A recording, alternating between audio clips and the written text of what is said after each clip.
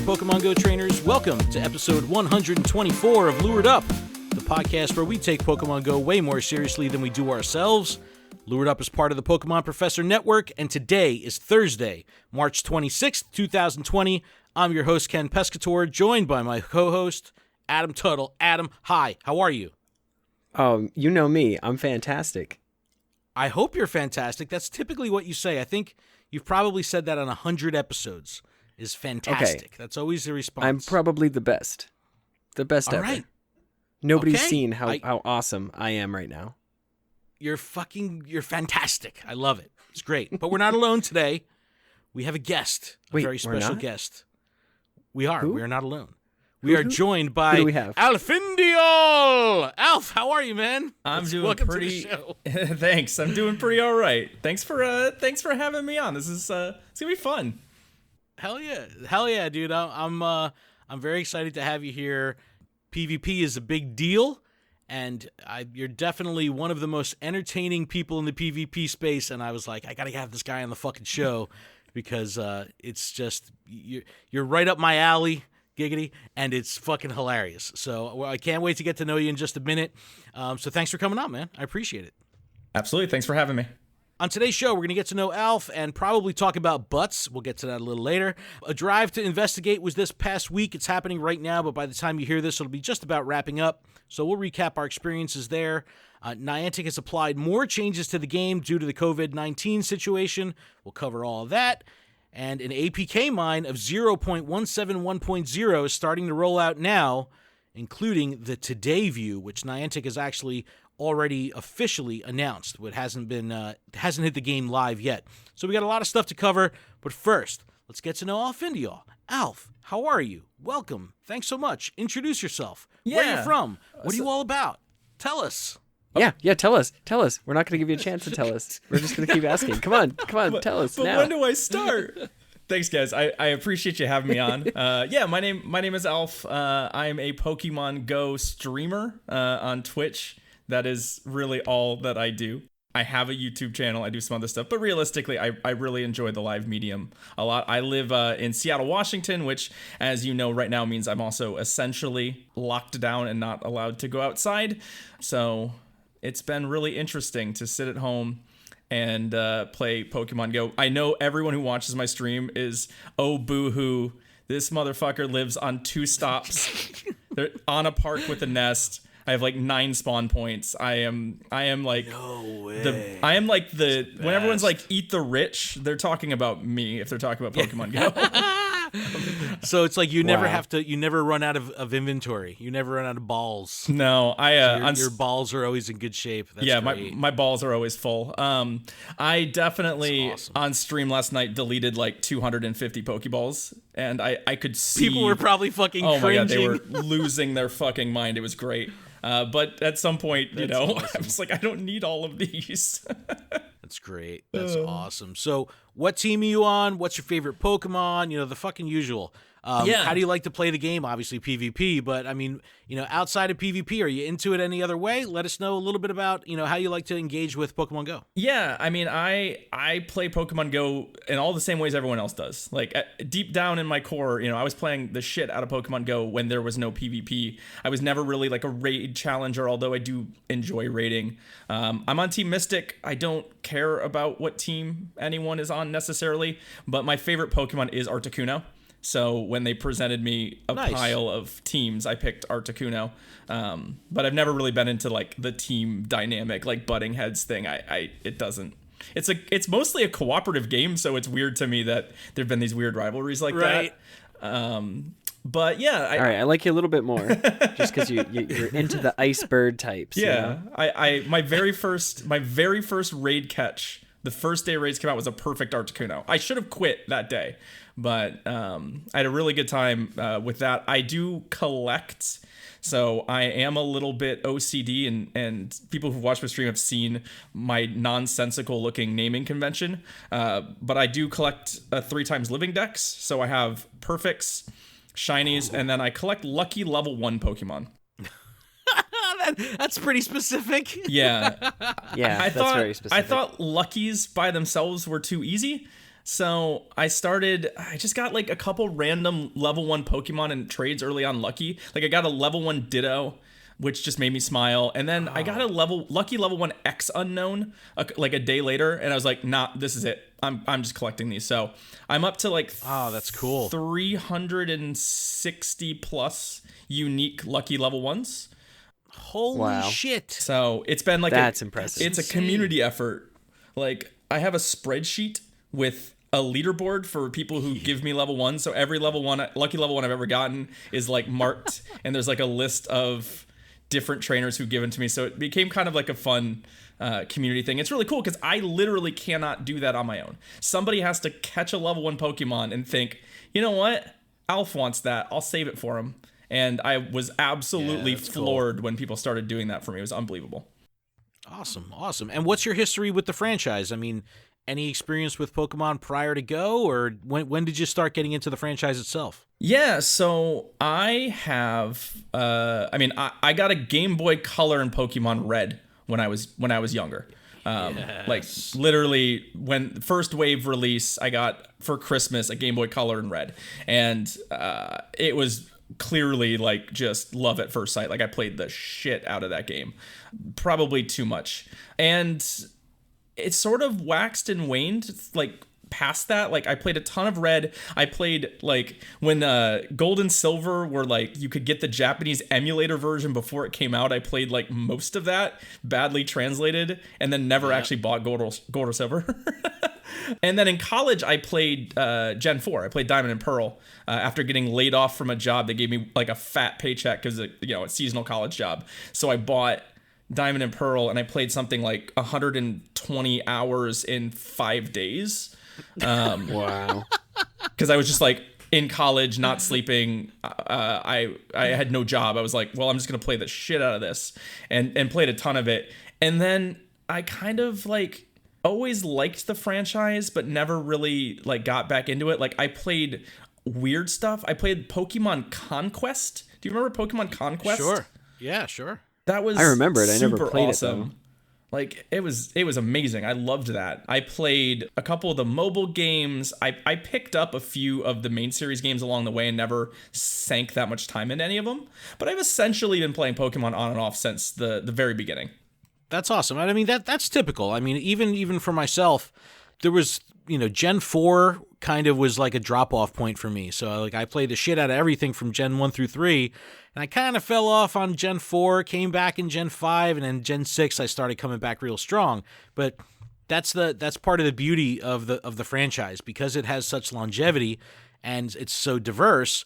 You saw this kind of ebb and flow of people's interest, and kind of came to a head with Pokemon Go, and it was like, all right, I'm back in. I'm back. So it's always so awesome to hear that kind of everyone's experience with that. But what about the competitive side of Pokemon? So outside of Pokemon, did you play other competitive games? Because now you're focusing on PvP. You're a PvP content creator streaming. Was your PvP experience or your competitive experience specifically in Pokemon or Pokemon Go, or did you have experience elsewhere with competitive gaming? I haven't played a lot of competitive video games. I did play a little bit of Smash back in the early Melee days. A lot of the guys that I played with in that time ended up going semi-pro. There was a group we played with. I was never very good, and I never wanted to put the time or effort into getting as good as they will. And I think this narrative is starting to repeat itself with Pokemon Go a little bit too. As people get better and better, there becomes this sort of like decision point where you have to go, am I having enough fun with this? Do I get enough joy out of like really diving in and being the best I can, or do I go a different direction? And I've opted for the most part to start going that different direction. But I did that. Other than that, my real competitive stuff, and actually I play Magic the Gathering, which I really love. I played Magic for like 5 years. So, I mean, I put a lot of time into Magic too. Yeah, I've been playing on and off since the late 90s. I've sold my collection a couple times. That's a whole nother story. But yeah, I've been playing that a lot. I like to be competitive there. I enjoy competing against people. I enjoy everyone trying their hardest to win. but I've found that I enjoy that best when you've handicapped everybody in some other way. It's you've got two people who want nothing more than to win this game, but this game is not optimized necessarily. So in Magic, that's playing a format called Commander or Elder Dragon Highlander, where your decks have all of these deck building construction rules, and everyone is coming with these really goofy 100-card singleton decks, and you're looking at your hand and what they've got, and you're just doing your best you can win. In Pokemon Go, that's something like auto-recommended, right? Where it's like, well, I don't know how I'm going to try and win with Persian, Gloom, and Starmie, but you be damn sure I'm going to be trying to win this and making every possible play I can to get there. I actually learned about the whole auto-rec thing through your streams, and it's amazing. It makes for exceptionally fresh content and exceptionally fresh kind of approach to a competitive thing, because yeah, it is a great handicap, when it comes to, what the fuck am I going to do? How can I do this? And you see some really amazing plays, and that's what makes it really exciting as a spectator to see like how could you possibly pull this off, or like I don't even know what moves I have on this Pokemon, or things like that, all this weird shit happening in real time. And I definitely appreciate that, because it puts that seat of your pants kind of expectation on the match, which is really cool. But you talk about handicaps in some way. So I saw in your profile that you're actually involved with Geeks Who Drink. Can you tell us a little bit about that? Because yeah. I think that alcohol could be a potential handicap when it comes to your competitive edge. For sure, and definitely anyone who's hung out on my stream knows that we enjoy drinking and Pokemon Go simultaneously on a number of different levels, which I'm sure we'll talk about later. But yeah, I for the last 8 years or so, in fact, basically my entire professional career, I've worked for a company called Geeks Who Drink. It's a national pub quiz organization. So we do trivia nights at bars and restaurants and breweries. So like if you go out and you see a trivia night in a bar, basically anywhere in the US, there's a high probability it's Geeks Who Drink, which has been a ton of fun. It's really been perfect for me. It's a goofy company. I work from home. I get to sort of do my own thing, and have had a ton of fun doing it. As you probably know, right now bars and restaurants around the U.S. are not exactly open for business. Right. Which is to say that we're not open for business. In fact, the entire company essentially was laid off about 2 weeks ago. But what's been fun about that, I know it sucks, but the brand is really strong, and what we've done is we've transitioned our brand to Twitch recently. So we've started streaming under the Geeks Who Drink Pub Quizzes moniker. We've had 2 streams. Our average viewer count for the last stream was above 4,000, which is mind-boggling for Twitch. We just got that's pretty impressive. Insane. Yeah. We got approved. We're not even an affiliate yet, and we got approved to be a Twitch partner today. So they basically just fast-tracked us through the entire process. So I'm really excited about that. I haven't been able to host one yet. I've been on the backside producing them. But I get to host one soon, and I'm really excited because it's definitely something I love trivia. I love drinking, but I love also that we don't take trivia super seriously. And, so many of that is so much trivia is just these super straightforward, do you know what the capital of Croatia is? And you're like, fuck, I don't know what the capital of Croatia is. That's bullshit.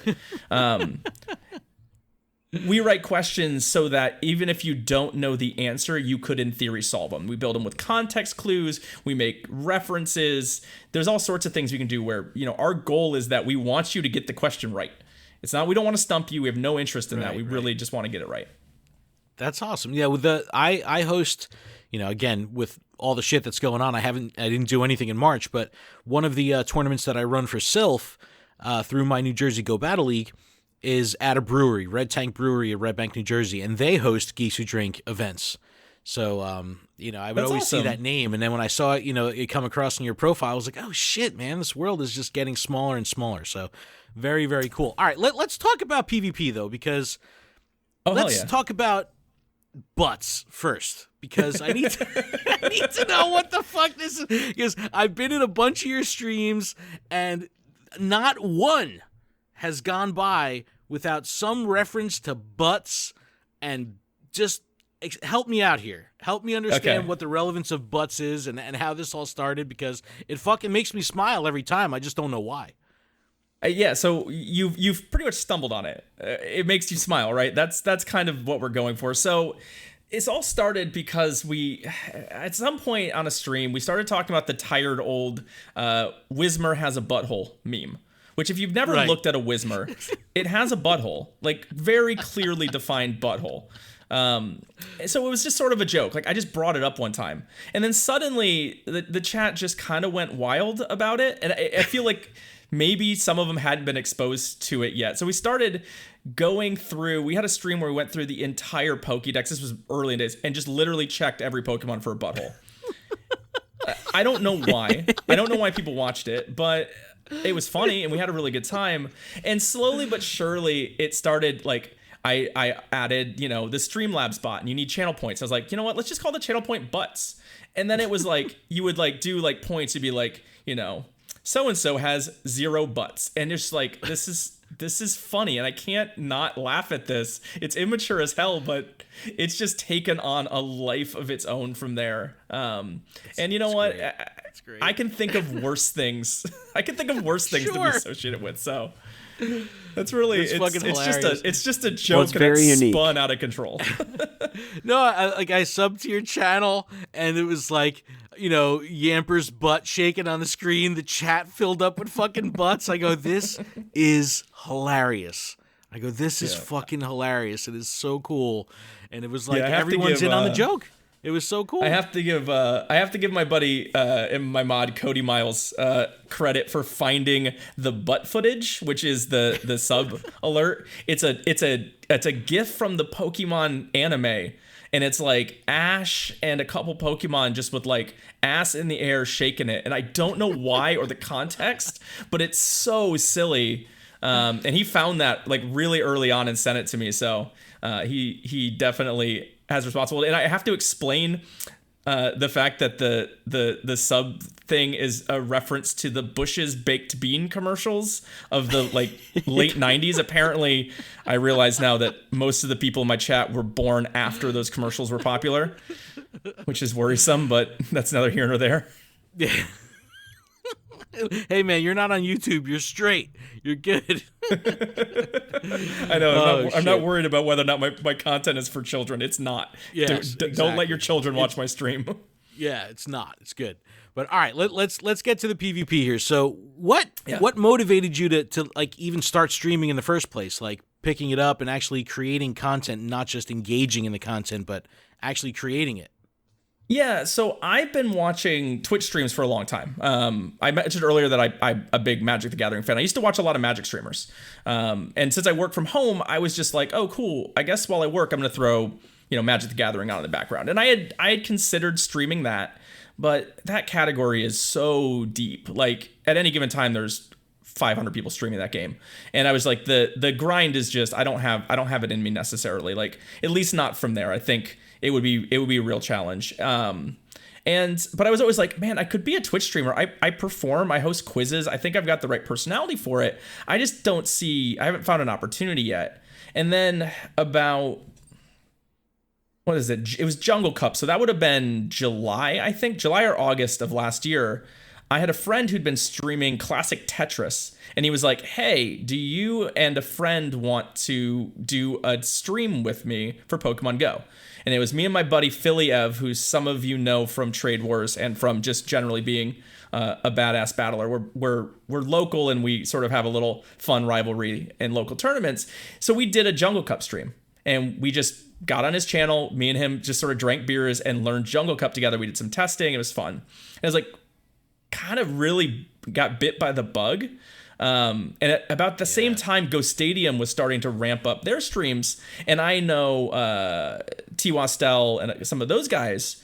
And I started talking to them, and they were really, really interested in sort of working together. He knew that I was personable.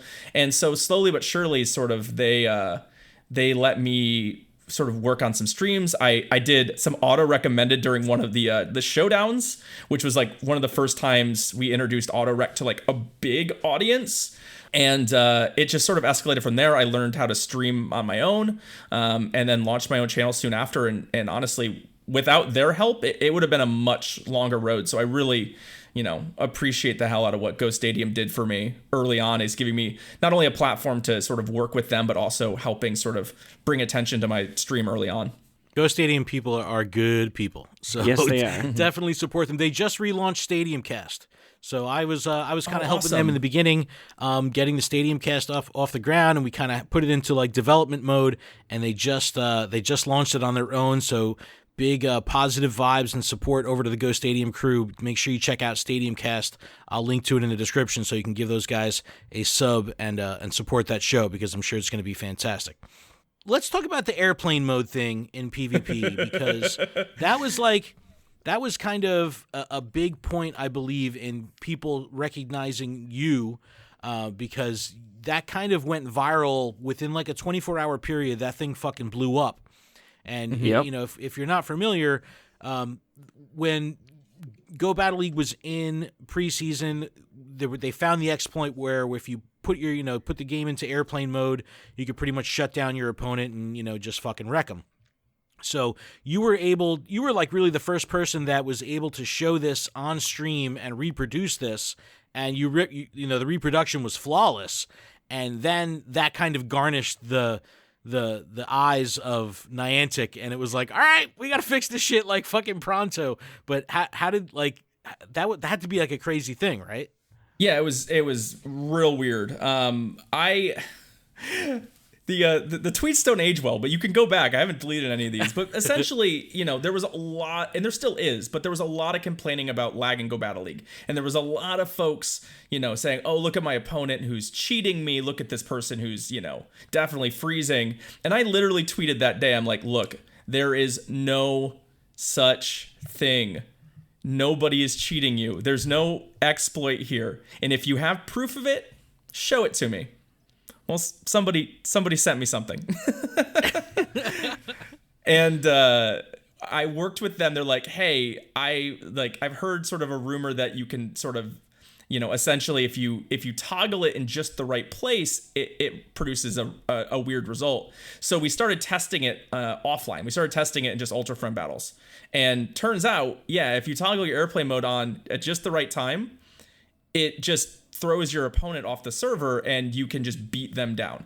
And we tested it, we duplicated it, and then I was like, all right, I guess I have to go online and prove it. So I got online, and again, my apologies to Dark Tyranitar 45 for the person who their GBL rating had to die for our sins. But yeah, we demonstrated. I threw it up on YouTube, and less than a few hours later, the whole system was down. The video had blown up. It is still, to this day to day, my most viewed video on YouTube, and it's been out of the game. They patched it within like 12 hours. It's not in the game anymore. I spend like 70% of the time I spend on YouTube is me telling people who are mad at that video that this doesn't exist anymore.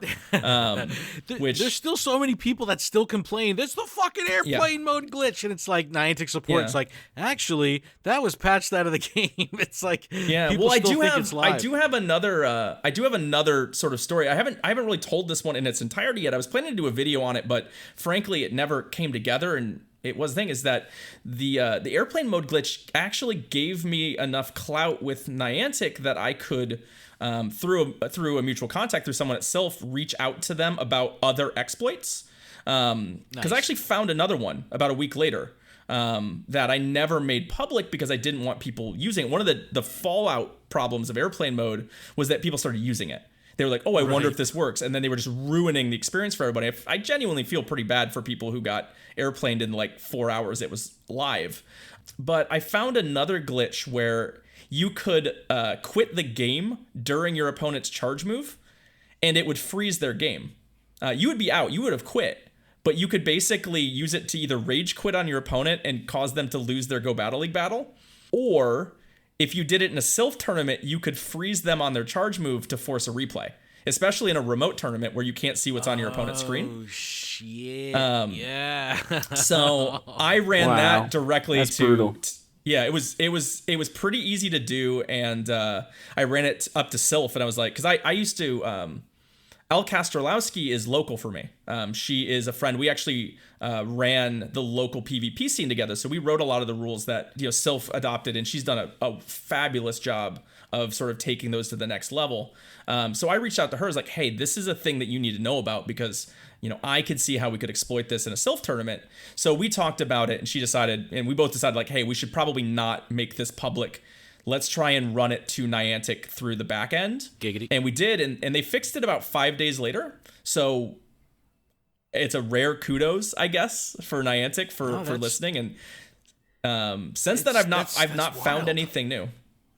Yeah. Well, they've done was- such a good job at listening. I will say that. Yeah, they Yeah, are. they do listening. care. Yes. So yeah, I definitely was really excited to see that fixed. So what's your hot take on the state of PvP right now? And again, we're in this weird fucking time because we have this overwhelming amount of people that are engaging in PvP right now because you don't have to walk, you don't have to pay coins, and people are just fucking playing. So what's your hot take on the current state of the game? What do you like about Go Battle League? What do you not like about it? Like, what do you think of the whole thing? Yeah, I mean, we could go endlessly about stability. I think that's the number one complaint that almost everyone has, is that the game doesn't feel stable.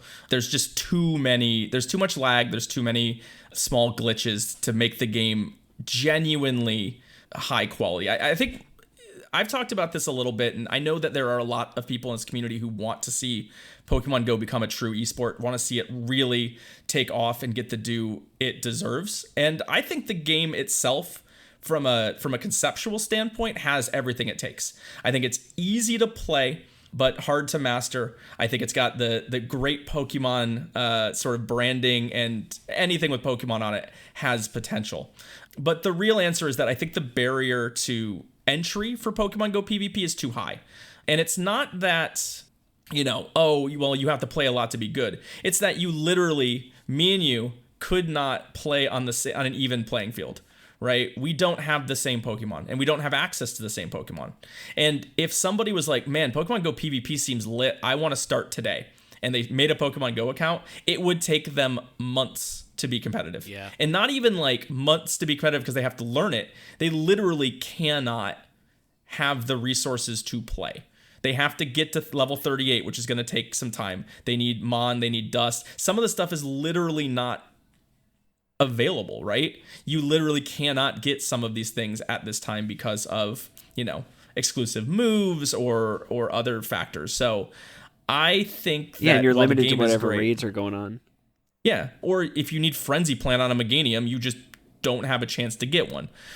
You can maybe try and trade one, but you got to find someone who has one. You have to, hope it is the right size. There's a lot of that I think is going to hold the game back. I mean, truth be told, the only way right now for Pokemon Go PvP to ever get to the esport land I think people think of when they think esport, it is an esport, right? We have tournaments, we have cash prizes now. Like, that's all happening. But the way that people think about it is literally if they made like a Pokemon Go PvP arcade cabinet that was hardwired to another arcade cabinet so that there's no latency, that you had access to everything you wanted. You could like set your own IVs and move sets. That's the future we're looking at, and that's just not Niantic's business model. So Yeah. I don't think that is ever truly coming, but I would love to be surprised. Yeah, I think that the game has a lot of challenges when it comes to how to make it accessible in that competitive space. Because even on the VGC side, right, you're still limited to acquiring the Pokemon, but the Pokemon will have their own IVs, they will have their own EVs, they will have their own moves, but they'll all get balanced to a specific level. Okay, all Pokemon are going to be level 50. So you can bring a level 20 Pokemon, it's going to go up to 50. You can bring a level 88 Pokemon, it's going to drop down to 50. So that way, at least that part of it is level. Right. In the TCG, you're still up to pulling the cards or purchasing the cards to put together that deck. Everyone's cards are the same, but the acquisition of the cards is what is the block there. Right. So, Pokemon Go is no different. There's just other ways that they have to figure out how they can get around that accessibility. That's a great point because we've talked so much about PvP and everyone, being cheerleaders of esports, but putting that perspective of it's not just the accessibility of the Pokemon themselves even. It really is about you have to level them up to level 38. You have to get there to do it. So it's like, yeah, it's very interesting, man. That's a great fucking point. Yeah, and I will say cool too, like, you know, with main series, they give you ways. If you want a specific IV combination on a Pokemon, you can get it relatively quickly. You know, breeding, they've made breeding so much easier these days. They've made, you know, moveset acquisition so much easier these days. Like, there's a difference between what Pokemon Go is built on, which is true RNG, and what you know, the other main series games are. You can definitely, within a handful of hours, have a full, you know, VGC team ready to go. Mastering it is a whole nother thing, but I do think that that's potentially going to hold the game back, because you're essentially limited to the number of people who, one, already play the game to the point where they could get into it, and then two, are going to get into it. And it's really going to be hard to convince somebody who's, say, likes Pokemon and is competitive to go, you know what I want to do? I want to sink the next 5 or 6 months of my life to get to level 38 and collect these Pokemon so that I can be sort of competitive in Pokemon Go PvP. I just don't think that that's going to happen. Well, that being said, what's your advice for someone that is interested in jumping in? What would, you know, someone that's never really PvP before? Maybe they have played the game, they just never done PvP. Any advice you can give them to help them get, you know, brought up to speed? Because I think that's a big segment as well. It's not just people that are new to the game. You could have people that have been playing the game since launch, but they just have never gone into the PvP space. Like, what about those people? They may have the Pokemon. Any advice you can give them there?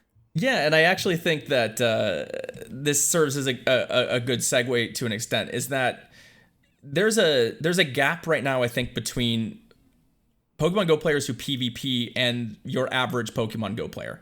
Between, you know, myself and somebody who's like, well, I play once a day, I go out once a day, I catch my Pokemon, I have a good time. And getting those people involved and interested in PvP is way more a way more viable route to growing the sort of interest level of PvP. It's why I think GBL was great for PvP in general, is because it's accessible to those folks and has rewards for them. I like to think that the thing that we can do is to make sure that we're making content that has appeal beyond just the metagame grinder. Making content that isn't just like, well, this month's metagame is these 3 types, and here's some deep dive matchups, and I'm, you know, comping my team to it. Like, that is awesome, but it's also not super accessible, and it's not super fun for somebody who has no idea what you're doing. Somebody who maybe raids and knows, like, well, a water type generally beats a fire type, right? So that's kind of what, at least where I see the content that I make on Twitch being useful. That's kind of what I want to do. Is I want to have fun doing this. I want to do goofy things. I want to make it look like PvP is a fun component of the game that doesn't necessarily require that you be a tournament grinder, right? Like, you don't have to be somebody who's like, oh, I'm putting in 40 hours of reps to play in this tournament to grind my Sylph rank. That should be a path for people, and that is probably, to an extent, the future for this as a competitive entity. But that's not going to get people who are on the fence about playing PvP to play.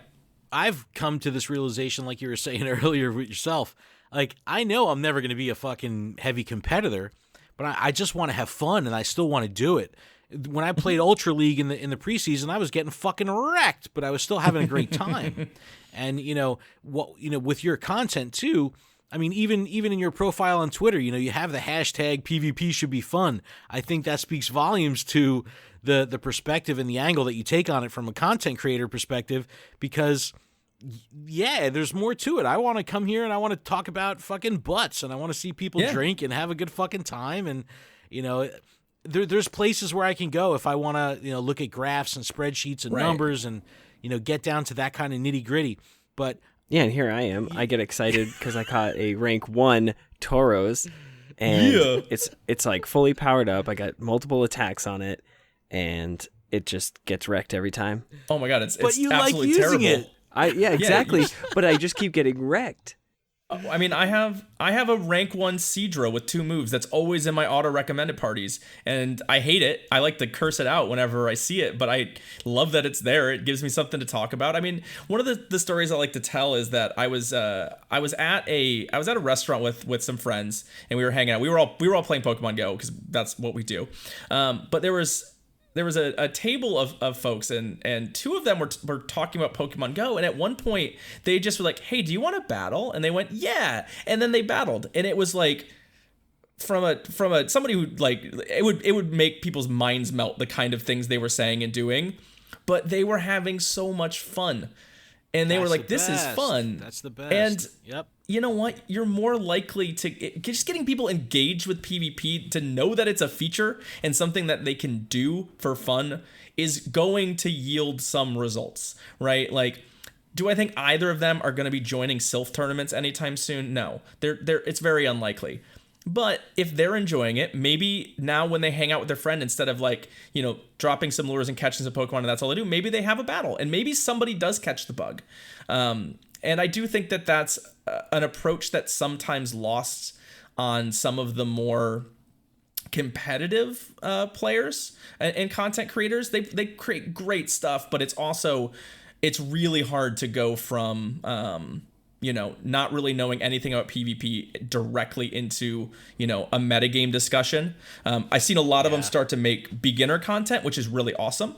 I'm glad to see that. That's a great sort of bridge between somebody who's like, I kind of caught the PvP bug watching, somebody stream on Twitch. There's a couple other streamers that do more variety stuff, but you see someone like Pocket Monster Max, who's been streaming forever, who will absolutely do some GBL, but he'll also do some nonsense battles. He has a ton of time. Sassafras, they have a tournament coming up called the Grunt Cup, which is all Pokemon that Team Rocket uses. And it's just like a super goofy thing they do. But these people are engaging with PvP in a meaningful way. And yeah, not all of them are going to become tournament grinders, but some percentage of them are going to be like, this is fun, I want to learn more. And that's really the route, I think, to get folks engaged with it who you might otherwise miss. Yeah, that's a great point. What do you think the community's reaction is going to be to having to start walking for battles again? Oh my God, it's going to be terrible. They're going to love it. People are not going to want to fucking do it. No, I'm an advocate for the walking. Just keep walking. Just keep walking. I'm okay with it now. What I didn't like was that before there was never a coin option. And this is going to sound insane because I'm somebody who's literally now saying the fact that I can just pay for my Go Battle League sets is better. But let's be real. Sometimes I just want to do 5 Go Battle League sets, and at least they're giving me the option now. When it was like, oh, you have to walk 2 kilometers and then you can buy it, that felt like insult to injury. It was just outrageous. Yeah. So I'm glad that they're giving us to see how that goes. And what do you think is missing from PvP at the moment? Do you think it's at, like, it's peaked, or do you think that, not at all. We're missing stuff like held items, like poison, burn, any special effects? I would like to see. I mean, I think there's a lot of main series stuff we could definitely take from. I think the last major update that was a big deal was I really, really love the debuff moves, the moves that sort of self-debuff you. Those moves are amazing. I absolutely game changer. My favorite is my Prinplup right now because he's got Bubble Beam and Ice Beam, and both lower my opponent's attacks. Yeah, and I love, like, Superpower, for example, where you have to be very strategic about how you use Superpower because you don't want to get debuffed, and there's all these really cool play patterns that happen because of it. And I think complexity like that is really excellent. I talked about this. I had a little bit of a Twitter rant about how Niantic seems to think that the complexity the game needs is more different things to collect. Which is kind of the rant I went on with Shadow Pokemon, which is cool. I'm glad they do something now, but also, like, now you're telling me that in theory I need to have a regular and a Shadow and even a purified version of the same Pokemon ready for each league that it might be relevant in, which is just putting pressure on the Stardust resources. It puts pressure on your inventory resource, put pressure on all of the stuff that doesn't need it, where stuff like adding a debuff to Superpower makes the game better. Like, it makes it more fun to play. So I think maybe some status effects could be in that realm. I think there's definitely some cool stuff they could do with that. Although I feel like they're kind of doing that already with debuff and buff moves. And I would like to see, honestly, I'd like to see Pokemon get abilities to an extent. Like, I'd like to see stuff like Levitate make it in, where it's like, well, this Pokemon floats, so it's immune to ground moves. Like, I just think giving some... that would be really cool. Yeah, giving some diversity to that. And I'd also, my other big one is there's so many moves that are currently useless. I would love to see them just continue to make moves useful, like Volt Switch, where Volt Switch went from one of the worst moves in the game to one of the best. They don't need to be that drastic, but if you look at the list of charge and fast moves that basically don't do anything, Rock Smash, for example, it would be great to see that move get a place, so that it actually is a move that you could consider using. That could be cool for auto rec too, because then it's like if you happen to get one of those, in your lineup, it's like, all right, this actually has some purpose here. Right. Instead of like, well, shoot, this has Rock Smash, and that is so bad. Like, there's just Pokemon right now, like Azumarill, like, cool. There's literally no argument for not Bubble. And there probably never will be an argument for Rock Smash over Bubble, but if Rock Smash was like a fighting Razor Leaf, yeah, it might have an argument for it. Like, it might actually do something neat. So I would love to see them continue that. They've been doing a good job of it, but I would like to see it continue.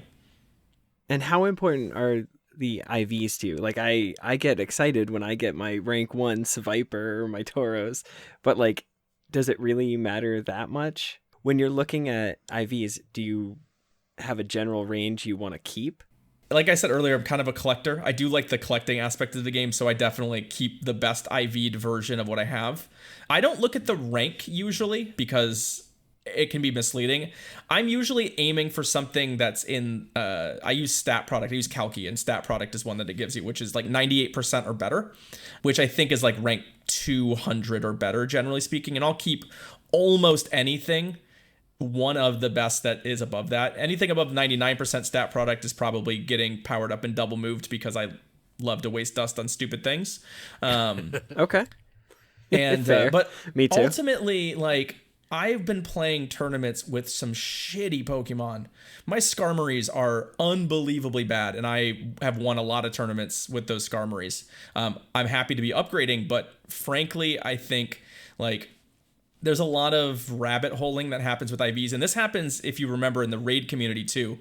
And I always tell the story. I'm like, when you show up to that raid, it's like, this should be an easy trio. Everyone's got their Machamps, right? And then someone's like, I don't have any. I've never caught a good one. And you're like, yeah, they're all good.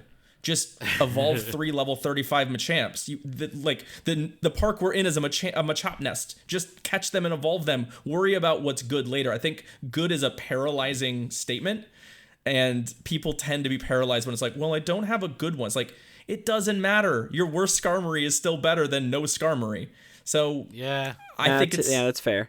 There's definitely exceptions. There are meta games where it matters. I will say for a fact that, Rainbow Cup was my best cup. And it was entirely my best cup because I had a very specific IV'd Mantine. And it did things that Mantine wasn't supposed to do because of breakpoints. And I won a lot because of it. And that made a big deal. But at the end of the day, I would have just had to play slightly different. And it just opened new strategies. You have to understand that IVs do matter when they matter. They matter a lot when they matter. But 90% of the time, they don't make a single shred of difference. I'm sure that's reassuring for a lot of people to hear, because that kind of paralysis is definitely, an issue, where people will use that as kind of a barrier. And it's like, like you're saying, I just don't have a good one, so I'll have to sit this one out. It's like, no, just use what you got. You know what I mean? I think that's definitely a very, very fair point. But as we wrap up here, and I apologize that we went a little long, man, but this is a great conversation. What are the plans for your brand, for your channel? I mean, is this something that you could see yourself continuing to pursue and continue making content, in perpetuity? Like, do you want to run with this? Yeah, I'm having a really good time doing it. Honestly, for me, this has always been a thing to do for fun. I've never had any major aspirations that I'm gonna be the next big thing, and I'm gonna be a full-time Twitch streamer or content producer. I mean, I think you got to be reasonable about the odds of anything like that happening, but I'm really enjoying it. And I think for as long as it stays fun, I'm gonna keep doing it. I mean, my goal is to continue to do stuff on Twitch the way that we have. I'm working on getting my YouTube channel sort of up to snuff. It's basically just Twitch recaps now, but someday. But I really want to start transitioning stuff into real life. I know that some folks have, like, you've seen Trade Wars where we sit down and we trade, 100 Pokemon. We do shots every time we get a lucky, that sort of stuff. I was planning to debut an in-person version of that at Safari Zone, which unfortunately was canceled. So I want to start taking some of the stuff that we're doing there, and I want to get it into the real world to an extent. And that's kind of what I would love to do. I do like people, anyone who went to Portland probably got to play. I did a couple events. I did an auto rec bingo tournament where everyone got an auto recommended bingo card. And you just played random auto rec battles, but at every time, like, you got somebody's shield and acid spray, you got to check off a thing on your bingo card, right? That's so cool, man. It's so See, creative. that sounds like so much fun. Yeah, and that's what I want to do. Like, great. It's an extension of that PvP should be fun mission, which is that is something that I think anyone who came in, like, we had, like, there was a raid train that came in. A bunch of those people didn't PvP, but they all hung out and played, and they had a good time. And that is the best thing that I think I can do, given, my skill level and what I'm capable of, is to try and make this fun and engaging for people, so that hopefully, some percentage of them, it's the opposite of flattening the curve, I just realized, which is super awkward. It's like, if I infect as many people as possible with PvP, some of them will die, and that is to say, we'll get really into PvP. They'll just get wrecked. They'll get super wrecked. Yeah. But yeah, like, that's kind of the stuff that I'm excited about. Like, I'm gonna keep doing that. I'm gonna keep trying to come up with new and weird, engaging things on Twitch. I'm having a ton of fun doing that. So, as long as people are willing to watch me, I will probably keep going. That's great, man. Well, you definitely have the right attitude and the right philosophy, and you definitely have some fans with us, and I'm sure that our community will definitely enjoy the content that you're putting out. So why don't you let us know where we can find you, where we should send our community to check you out, any shout outs, plugs, butt plugs, anything like that you want to talk about. Oh, we didn't even talk about, your name is Ken also. You had a great tweet the other day. You're like, I'm so excited for this Ken on Ken action. So yeah, I had to throw that in because there's not many Kens in the world. I know. I feel like at least a couple of our mutual fans have been begging for the Ken on Ken for months now. Ken on Ken action. That's so cool. But why don't you plug away, man? Butt plug away. Yeah, absolutely. So you can find me. I mean, the upside of having a stupid ass name like Alfindeol is that it's never taken on anything, which is, I think, why it's stuck. So literally, if you type ALFINDEOL into literally any platform, you're going to find me if I'm there. Primarily, that's Twitch, YouTube, and Twitter. But see what happens if you plug it into other various websites. You might find vacant accounts of mine from years back. If you could find the Rotten Tomatoes forums, you'll probably find some very, very telling posts that I made there when I was in middle school. That's awesome. That's so great. Well, Alf, dude, thank you so much for coming on. This was a great interview, man. I'm so glad you came on. I learned a lot, and yeah, we had a lot of fun. Yeah. Don't forget. Yes. Mission Podcasting accomplished. should be fun. Yes, hell yeah. Yeah. But thank you again, and hopefully, once all this shit normalizes and the live events start coming back, we'll be able to hook up in the future and do a little trade wars and one or two lucky trades in, I'll be on the fucking floor, but it's all good. I'll do it for the cause. I'll take one for the team for sure. Heck yeah. Thank you so much. You should also try, Unbreakable did a quarantine cup where it was only Pokemon that were incensed. from a single instance. Yeah, our Discord administrator and tournament organizer, Unbreakable, she always puts together these incredibly creative metas, and that was the Quarantine Cup. You can only use Pokemon that you sourced from one single incense, no TMs, no second moves, only evolutions. So it was a lot of fun. I've done a Lure Cup version of that where we went to a Tri-Stop and lured it, and we did the same thing. And in fact, I think Nice. I think King shoutcasted the winner of that tournament, which was not me. Oh, that's sick. So yeah, we've done that. That is I love doing those too. Again, also because of accessibility, right? Anyone can do that. It's for fun. It's not meant to be the most competitive thing in the world. So that's wonderful. Awesome. All right, Alf. Well, thank you again so much for coming on the show. Everyone else, we're going to take a quick break. When we come back, we're going to get caught up with all the news and dig into this APK mine and talk about some other changes because of COVID-19. So everyone else, we'll be back right after this. Alf, thanks again for coming on the show. We appreciate it. Yeah, thank you so much. Appreciate it. Thank you for having me, guys. All right. Everyone else, we'll be right back.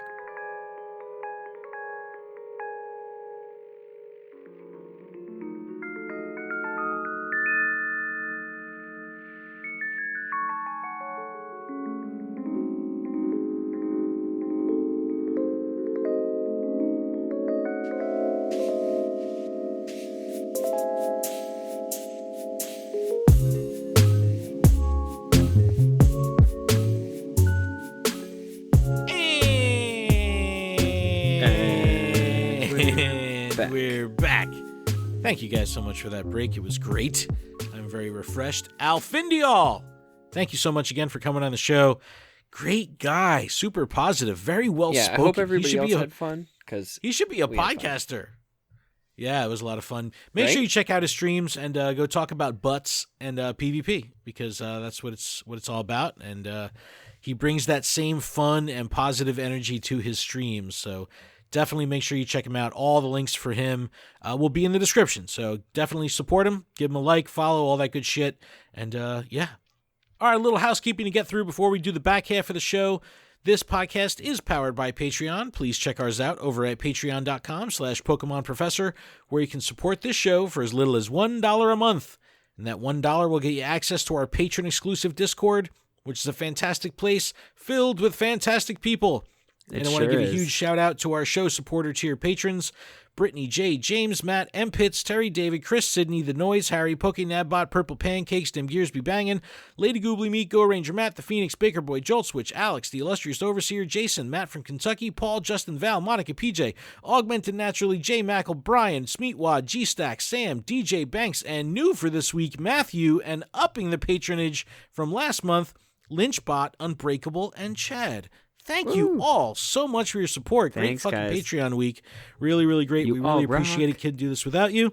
And a huge shout out to our executive producer, Paul Bott. But if Patreon isn't your thing, there's still a couple other ways you can help us out. If you're listening on YouTube, you can subscribe to the channel, turn on notifications. And if you're listening via a podcast service like Apple Podcasts, you can take a moment to leave us a review or share the show. Thank you. Yeah, it helps people find us. It does. It helps a lot. So we got some news to cover here on the back half. This last week, actually still going on today and even tomorrow, is today the last day? Is today the last Today's day? the last day. Yeah. Today's the last day. So a drive at to 10 investigate, p.m. special research. Yeah. So Adam, why don't you recap all the goodness that we had for this last week, and then we'll kind of give our thoughts and experiences. All right, so to recap, this is coming from PokemonGoHub.net. The event ran from March 20th through to the 26th, which is today. Tickets were $8 US or $7.99, quote unquote. But just keep in mind, this was redesigned for solo gameplay. The tasks included battling other trainers and team leaders, sending gifts to friends, interacting with your buddy, powering up and transferring Pokemon, making great throws, and catching 25 Pokemon of various types that were for the event. So ice, fire, grass, electric, and normal types. All the types that were relating to Technoblast. The encounters that the research gave you was Trubbish, Karrablast, Shelmet, Kabuto, Genesect, and the one we all wanted, Durant. I hope you got a good one. I did also, get a good one. You did? I did. I got an alright one. My Genesect was not the best. Yeah, same here. I got a shitty Genesect and a good Durant. And I would have rather had a good Genesect and a bad Durant. Right, because you can't trade the Genesect. Correct. So, little bum there. But they gave you a sweet event medal for, having the ticket and doing the research. You got some cool Genesect avatar items, backpack and a hat, I believe. And then a bunch of other items. You got 5 premium battle passes, 3 super incubators, 3 charge TMs, 3 fast TMs, 3 incense, 3 star piece, 1 poffin, which I quickly used, and nice. It made my Lugia pretty happy. You got 15 rare candies and 1 glacial lure. We had increased encounters for the research tasks. So we had Scyther, Skarmory, Nincada, and Shieldon. I did not. I actually saw Nincada in the wild. I saw Nincada in the wild too, and that's how I did not get a shiny one. And I did tons of tasks. I even went out today to like hunt down every task that I could possibly find in my town before I, had to go home. And I did a whole bunch of them, got a bunch of Skarmory and Scyther and Shieldon, but no extra Nincadas. And I did not get the shiny on that one. Yeah, no shiny for me either. But how did you do getting through the actual research itself with the with the situation? Were you using Incense or from home, or were you actually able to get out and play? I was able to sit at a tri-stop and lure them up. That's how I got through, I think, 2 sections in a row. I did the water and then the fire. It was pretty slow rolling for me at first because I was just like at home, couldn't do anything. So I did have the lures going pretty much the entire time. And it was like 1 or 2 of the type I needed per lure. It was kind of bad. Maybe that's me not paying too much attention to it, but I was trying not to like let it, run my day. Yeah, because I saw a lot of people time. struggling with normal types. Like they weren't getting the normal spawns. But whenever it comes to like type spawns, it's really dictated by the weather. So I know that the event was giving us those increased types, but I would notice like if it wasn't, if it was a sunny day, I wasn't seeing the ice types, or if it was a rainy day, I wasn't going to see the fire types. So it's like the weather really has a lot of influence there. But I enjoyed this special research. Unfortunately, my first 3 interactions with Professor Willow, I could not read the story because it was just reading mumbo jumbo to me. It was just giving me like raw code in the text dialogue box, which was a little disappointing. Oh no.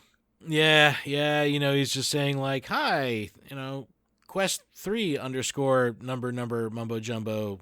It's like, fuck. So it's like I was really looking forward to story and narrative. I mean, I caught up with everything online, but it was a little bit of a kind of immersion breaker when it came to like actually being in the moment, which was a little bit of a bummer. But I like the challenge, if you want to call it that, of how they were able to give a challenge with catching 25 of each type, because it was a bit of a grind. Like you had to put in time. It was. You had to play. And, it gave you that diversity. And ice types for me were a pain in the ass. I just was not getting ice types to spawn. And it's like my last 3, I was so fed up at the end. I was like, I had 3 that I needed. And I had like a whole shit ton of stacked research just from who knows how long. And I just ended up going through all that. And I found a couple jinks in there that I was able to just grab from the research to get through it. But I liked it. I liked that it was a grind. I love the fucking design of Genesect. I think it looks phenomenal. It looks great when you do AR shots. Durant is another one that looks really cool. So it's, I'm very, very happy with the event. Full disclosure, we were gifted tickets from Niantic to play the event. So thank you so much, Niantic, for that. Had we paid $8, like I paid $8 for the Regigigas, I thought that was worth it. And we didn't get, nearly as much goodies as this would have given you for $8. So I think it would have been definitely worth the price of admission for sure, but it was intended to be played originally, similar to the Regigigas event, which I absolutely loved. Like doing raids, I love that event. Yeah, and it's just like I understand, like they were able to adapt this well to what's going on right now, and I give them kudos. Like it was still a grind, like you said, it was still a fun event. And my community was enjoying it, so I think they did a good job. See, Regigigas, I completed in 2.5 hours. It took me a couple days. Well, Regigigas, they only gave you that one day. Was it the only? Oh yeah, that's right. It was just the one day. Yeah, it was right? that one day. Yeah, but still, I did it in 2 hours of the one day. Because I think it was a 10 to 6. So you had 8 hours to do it or some shit like that. Yeah, but it was nice because I was with a group and we just kind of like, some people were kind of almost done it already, but they were all willing to kind of hang out and do the raids because that's when they released the shinies and they wanted us all to have shinies. Everybody was hunting them, so it was still fun. Yeah, no, I think it was cool. I think it was really cool. I forgot what podcast I was listening to. Maybe it was It's Super Effective. But they were talking about like Professor Willow, like the background. It's just cut and paste, like the same shit. Like Willow needs an upgrade, man. Not only to actually have him speak English in the text box, but I don't know. I'm getting a little bored of what that looks like. But it was I thoroughly enjoyed this event, and I hope they continue to do stuff like this because it's just a cool way to give you that motivation of, having task after task after task. I liked it. I liked it a lot. Yeah, it definitely kept me engaged. Like, I wanted to keep playing, even though I couldn't technically keep playing. Yeah. Without dropping more incense and, like, increasing my spawn rates. I had to, grind or wait until I could get out type deal. So. All right, cool. 2 thumbs up then. 2 thumbs up. But, COVID-19 is still, on its fucking rampage throughout the world. And Niantic has made additional adjustments to Pokemon Go, which have actually done very well for them. And I don't have the numbers in front of me right now because an article just came out on Pokemon Go Hub a few hours ago saying that revenue is actually up for Niantic and Pokemon Go right now. And I think it was something insane, $23 million over the last week, and that's not including Genesect tickets. So people are home. That's impressive. People are buying. People are playing. Even with the discounted stuff that we'll talk about, it's good to see that, all the scrambling and all the madness and all the, the fervor that Niantic has put into to keep this game moving and relevant with these adjustments has paid off. So kudos to them. Well, this game helps a lot with a lot of people with anxiety. So, people need this game. It's a real escape. It's a real escape, especially in times like this. But coming from Niantic.helpshift.com, we talked about this site last week. Some updates here. So as you probably noticed, Lugia Raid Week did not happen this week. Raid Hour yesterday was canceled as well. We were going to have Lugia throughout this weekend. And what they did instead was cancel that whole event. And they took Cobalion and just let that ride throughout the whole month. So Cobalion is going to be going through the 31st. Still available in Go Battle League rewards. Lugia out. Not in raids. Not in Go Battle League rewards. Oh, we got to correct ourselves. Last week we fucked up and said that Landorus was rock flying. He's fucking ground flying. He's Landorus. He's not mountainous. He's fucking ground flying, not rock flying. All right, that's my fault. I'm sorry. I'm the worst. Sorry if that made anyone's eyeball twitch. I didn't pick up on it either, so blame me too. Yeah, so we have Cobalion through the end of the month. This weekend's Psychic Spectacular still proceeding as announced. So we still have that going on. And this would have been the weekend for the St. Louis Safari Zone. We all know that got postponed. If you kept your ticket, you'll have the localized spawns. Zoe Two Dots was streaming today. Obviously she's in the future of Australia. So she was playing today and the spawns were fucking popping off for her and her crew. So I'm very much looking forward to playing this weekend. So if you do have a ticket to that, I'm sure you'll enjoy it. We are seeing Shiny Teddiursa.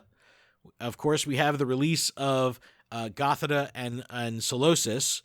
And we have the fucking little derby hat Pikachu that we talked about last week as well. And we did get confirmation from Niantic that if you run an Incense, and during the event, an Incense will last 8 hours. How fucking awesome is that? The Incense will actually increase the Safari Zone spawns, but not the Psychic Spectacular spawns, with the exception of Solosis and Gothita. So if you have the event, you have the ticket, drop a fucking Incense, you'll get tons more Safari Zone spawns and, more of the new Pokemon, which is really cool. We also have some end dates for the adjustments that they made to Go Battle League, and this is what we were kind of alluding to with Alf a little earlier in the show. The removal of the walking distance and Pokecoin requirements for Go Battle League will end on April 13th. So after April 13th, you're going to have to start walking again or paying up if you want to get all those matches in, especially in successive fashion. The ability to remote battle with good friends will end on May 1st, which is also the date that Season 2 begins. So all of Season 1 will be able to, get your practice in by, playing with your good friends, which is really cool. I have a feeling that both of these things, the adjustment to the walking distance and this good friend requirement, that's what's had such a major, major impact on Niantic servers. And that's why these servers have just been taking a fucking beating lately, because there's so many more people playing and playing for longer. Because I'm seeing people that would, when you had to walk, they might have done 15 total battles a day, or 10 total battles a day. Now, and they wouldn't you're doing all necessarily 25. be all at the same time. Right. So, people are cramming the battles in now because why not? They're getting in the fucking zone. But when they have to walk for it or pay for it, I think you're going to see a significant drop-off there. And also, take Go Battle League out of it, just the remote battle aspect, the amount of tournaments that's going on right now with remote tournaments because of the good friend thing is massive. So take that all away, less people playing, less strain on the servers. I'm pretty sure that the game will stabilize after these changes a little bit more than it is now. We also have an update to the first catch of the day. You'll now get triple Stardust and triple XP for that first catch. So that's a cool thing. If you want to, hold off on that till you get your Dex entry with, Gothita or Solosis, that might be a good idea. And we have our special 1 Pokecoin bundles in the shop. We saw the 30 Incense last week. We have 100 Pokeballs this week. So right now you can get both one-time purchases, one Pokecoin for 30 Incense, 1 Pokecoin for 100 balls.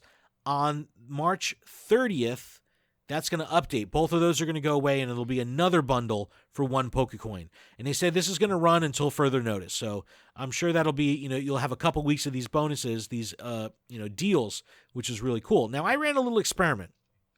And I said, let me pop an Incense here. How many Pokeballs am I going to use during this Incense just catching wild spawns? So I'm at my mom's house.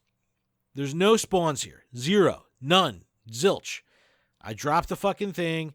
I used 106 Pokeballs in the hour. I caught something like 60 Pokemon or so. But yeah, the 100 Pokeball bundle is awesome. But if you're not managing it right, you could blow through it in a fucking hour. So Definitely take advantage of it. But, remember, pace yourself here if you're in a position where you're going to be starving for balls. Giggity. Yeah, use your berries to your advantage. So Nana berries, keep them still. Raspberries, make them easier to catch. I'm actually low on berries right now. Yeah, I'm pretty low. Well, I mean, technically I went out and restocked today. But, Yeah, I'm going to do I played on foot for 5 hours today. But I did not go to Red Bank or anything. I stayed local, so it wasn't like I was hitting stops. So I burned through about 250 Pokeballs today, and a bunch of berries. So it's like I'm definitely getting down there. But let us know what you guys think of this continued stuff. No Poke the Bear this week. I figure we have enough negativity in our lives right now. I didn't want to, there's no need to really rock the boat anymore. But we'll, that segment will come back next week or the week after for sure. But let us know what you guys think. This continued adjustment from Niantic. You think they're making the right moves? Keep us posted. All right, Adam, we have an APK mine of 0.171.0. You want to dig into this a bit? It's coming from PokemonGoHub.net. This is not confirmed or announced by Niantic, and data mining is considered breaking the terms of service. Ooh, we bad. Yeah. We didn't do the mining. Come on. We're just reporting. It's on Android. It's 0.171.0. On iOS, it's 1.137.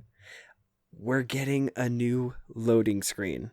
Did you see it? Did you look at it? Did you actually see the screen itself? Yeah, I've seen it. The hype level is there. It's got Togetic, Seismitoads chilling out in a tree. It's got Cherim. Crustle is like kind of hidden in the background. Sudowoodo, Venipede, Scolipede, Routes, and a Joltik kind of like peeking out of a tree branch too, which is phenomenal. And it's actually kind of funny because, hold on one second. I just took a picture of it today too. There's a Joltik in what looks to be like the similar tree that it's in this loading screen in the Sword and Shield TCG set as well. Really? So just kind of funny. Well, what did you think about Seismitoad in the tree? Because it's kind of confused everybody. They're like, the way he's holding on to the branch, it kind of looks like an orangutan. Gorilla? Kind of, yeah. Like, isn't that weird? Like, it's a little weird. But I don't like to throw too much shade at these loading screens. No, except for where's my Deerlin? Where is my Deerlin? Yeah, I think Shermanator brought that up in the Discord. She said, like, hey, we just gonna let that shit slide? Like, where the fuck's Sawsbuck? Where's the, And it's like the first day of spring already came and gone. I still don't have my Deerlin. My dear Deerlin. Talk about Today View, man. This is what I'm really hyped about this. Today view, not tomorrow's view, today's view, is going to be found in the same area as the field/special research section.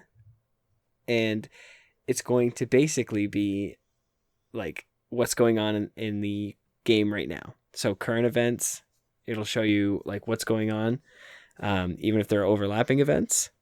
It's not going to be available at launch, but upcoming event info will also be listed. Your Pokemon that are left in gyms, it will show motivation meter and time defending, which is huge. I'm wondering if you can like click on it and actually go to the gym. You can. Okay. You can jump right to the gym from that screen. I know, it's huge. I'm so excited because that takes so long. I have to go to like I have to scroll, see what I'm defending, and then oh god, it's a nightmare. But yeah, you can see your daily spin and catch streaks, so no more wondering. A lot of people are hyped on that. Yeah, so you can sync them up to be perfectly, that same day you get the streaks. Boom, boom. The more info is going to be added to the Today View over time. This was found in the code, but lines about candy, incubators, move, friendships, gifts, passes, special event boxes, countdowns for events and quests. Just so much stuff. This is really cool. I'm really excited for this because it's like if you think back to just like 6 or 8 months ago, how little in-game news we had. And, if you got like a game news notification, it was like a big deal. Now they're communicating a ton within the game. And now you're going to have just that much more empowerment to the trainer to know what's going on. I mean, I open up the game and it's like, oh, you're hatching an egg? Just kidding. Here's a news flash. And I'm like, come on. I would love to see them, develop this to the point where it shows current raid bosses by tier and current egg pools. Like, that would be awesome. If we were able to get that data right from the game, I think that would be exciting. So it'll be interesting to see how they follow up on this. But also in this APK, there's actually a lot in this APK. We have updates to quests, research. So we talked a couple weeks ago about daily coin quests. So the ability to earn coins, Pokecoins, through quests. Much more detail in the code this time around with something called multi-part quests and something about redemption. So you might have quests that require you to do things over days, like what we see in special research, but you might be able to redeem it or opt out early or cash it in early. I don't know. That'll be interesting to follow. Oh, no, that's so cool. I think that could be like, oh, if you cash it in now, you can take your 10 coins. But if you wait, 7 days, you can get 100 coins. Right. But if you opt out like during one of those 1 through 6 days, you get 10, 20, 30, 40, 50, 60, So like it benefits you by getting an extra. I don't know. That's just in my head. That's what I see. It could be cool. It could be cool. Any way to earn additional coins is a bonus. All right, Go Battle League. This one's kind of cool. Play until you win. So what this is going to let you do is, let's say you goose egg it. You go 0 for 5 in your battle set, right? The game will actually allow you to continue to do matches until you win. So there's good and bad to this. Because some people that don't care about stats just fucking farm for Stardust by losing. Where they'll start a match and rage quit. Because you're constantly going to get rewards or get rewarded even if you're losing. So it'll be interesting to follow that. Couple little back-end improvements. Something with the combat director. This is like what kind of pays attention and tracks different things that are happening during the combat sequence. I think that they're showing the removal of the surrender button during like charge move sequences, so you can't back out or exit during those sequences. Little things like that. Yeah, if you're going to rage quit, you have to wait till you're actually battling each other. Or we have just new double costumes. tap the home and X out. We have new costumes here. Kanto, Johto, Hoenn, Sinnoh, no evolution Pokemon. So we have that in the code, and Pokeminers actually saw... Oh, did we say this was coming from Pokemon Go Hub? But Pokeminers actually found some stuff also where we have Flower Crown Baneri, Pichu, and Togepi, and an Easter hat Pikachu. So we have Derby fucking hat Easter Pikachu hats. More hats. in Safari Zone right now. Stop with the hats. I've had it. Okay, You've people. had it. I've had it. There's also shiny versions also, but there's also Togepi sweatshirts, like a Togepi hoodie. So there's a bunch of really cool shit happening in the back end right now. It's awesome. There was a line of code that would kind of lead you to believe that they may do Abra Community Day as research, maybe like a community day from home, similar to what they're doing with Safari Zone. We'll have to find out. There's a catch a special Natu quest. What the fuck does that mean? I don't know. The Safari Zone badges have been added to the game, and the biggest deal here is the entire Unity platform has been updated. So the game was running on Unity, the 2017 version of Unity 4.28 F1. Now this has been updated to 2018 4.15 F1, whatever the fuck that means, but a newer version of Unity. So this is going to give us things that could be something like from graphical improvements to operational improvements. So that's always good when they upgrade the back end. Yep. Apple ID sign-in is now there. Downtime notifications, so you might get little toasts coming up saying like, hey, come back and use an incubator, something like that. Some info for full screen mode. I'm interested to see how this works because there was some sizing stuff. You know how like sometimes when a new phone comes out and like you have like a tall, thinner phone like the iPhone, when the 10X Max came out, which I use, when that first came out, the kind of proportions were a little fucked up or throwing curveballs felt a little fucked up. So maybe this will clean that up. But full screen mode could have something to do with the orientation of the phone, maybe going into landscape or something like that. Oh, that would be cool.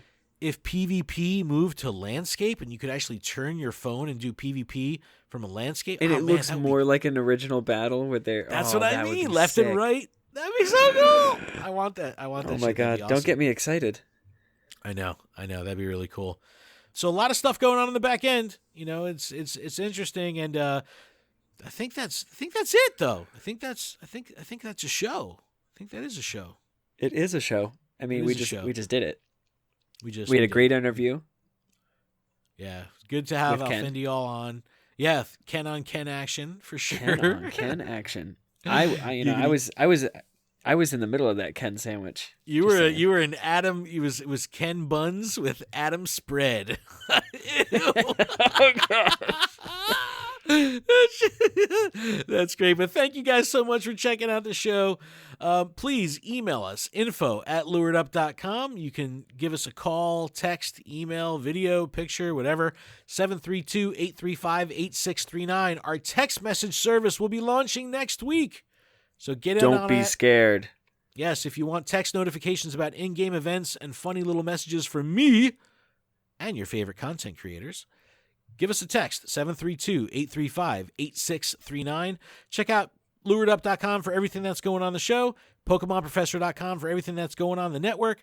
Adam, you got anything else? Stay safe, trainers. Seriously. Stay inside. I mean, obviously, if you're going to go out, be in your car. Don't interact with things. Be very socially distant.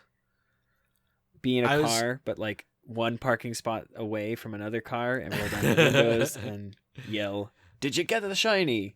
Dude, I kept like a fucking 30 to 40 foot bubble around me today. Yeah, no, the world is... everything's scary right now, so just seriously, stay safe. Pokemon will still be there. Yes, the shiny will be released in the game eventually. It's like, don't have a fear of missing out. Like, and honestly, the whole fear of missing out, I've completely just kind of like... it just kind of like melted for me. I wasn't scared about missing an Incada. I was just kind of like, if I get one, I get one. Like today I went out and I just, I drove around. I was able to get out of the house for a couple hours. We went hiking. Like I did my own thing. I wasn't worried. And you shouldn't be either. Just stay safe. Stay safe. Do what you need to do to here protect for you yourself to and your loved ones, your neighbors. And that's it, man. I traded Pokemon with my brother through his window. Like I stopped by their house. My nephew and my sister-in-law, they both have asthma issues, and it's like, they just tell you, you act like you have it, and that and you just need to distance yourself from people. So my own family, we always go and hang out with them, and they're all home. It's just one of those, we want to hang out, but we can't. So I traded my brother through his window today. I was on the phone talking to him, and was able to say hi to my whole side of my brother's family. So it's crazy. I just want to see my family and hang out with them. But I'm doing my part and staying away as best I can. And it hurts. But I know in the end it's the right thing to do. Good on you, man. Good on you. But that's going to wrap up the show, everyone. Thank you so much for checking us out. Keep training trainers. Love you guys. We'll see everybody next week.